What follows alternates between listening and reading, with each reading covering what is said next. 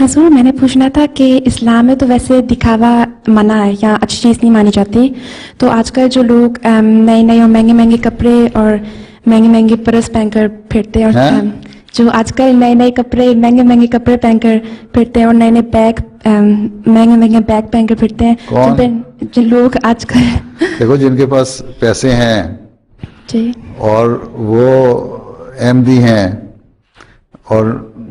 اپنی عبادت کا بھی حق ادا کر رہے ہیں اور چندے اور مالی قربانی بھی پوری دے رہے ہیں، اور اس کے بعد اگر اس کے پاس اتنے پیسے ہیں کہ وہ کپڑے مہنگے پہن لیتا ہے اور بیگ لے لیتا ہے جی تو اس میں کوئی حرج نہیں ہے. لیکن اگر تم چندے بھی نہیں دے رہے، غریبوں کا حق بھی نہیں ادا کر رہے، زکوٰۃ بھی نہیں دے رہے ہیں جی اور صرف فیشن کی طرف توجہ ہے تو پھر وہ غلط چیز ہے. ٹھیک ہے حضور. جی ٹھیک ہے نا. بعض ایسی عورتیں ہیں، میں نے پچھلے فرینکفرٹ میں جو میں ذکر کیا تھا کہ بڑی امیر ہیں، مسجدوں میں انہوں نے چندے بھی بڑے بڑے رقمیں دی ہیں اور کپڑے بھی اچھے پہنتی ہیں اور سونے کے زیور بھی ان کے پاس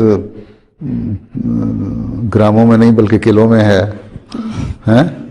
اور اس میں آ کے وہ اتار کے چندے میں بھی دے جاتی ہیں سارے کا سارا زیور. تو ایسی عورتیں اگر زیور بناتی ہیں تو کیا فرق پڑتا ہے؟ اور جو اسلام نے جو ہے نا، جو آج کل کے ان کو فقیر کہتے ہیں یا ایسے لوگ جو اپنے اوپر مٹی ڈال لیں اور کپڑے گندے لے کے پھرتے رہیں، صاف بھی نہ رکھیں، اس کا نہیں کہا. اسلام میں پرانے زمانے میں صحابہ میں بڑے بڑے بزرگ گزرے ہیں، صحابہ گزرے ہیں جو بڑے اعلیٰ اعلیٰ قسم کے لباس پہنا کرتے تھے، اور اس کے بعد بھی امت میں بڑے بڑے بزرگ گزرے ہیں، بڑے بڑے قیمتی مہنگے چوبے پہنا کرتے تھے، ہزاروں لاکھوں میں ایک ایک کوٹ بنتا تھا ان کا.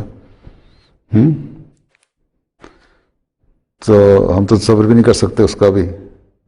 لیکن اس کے باوجود ان کی بزرگی میں کوئی حرف نہیں آتا. قربانیاں کرنے والے تھے وہ.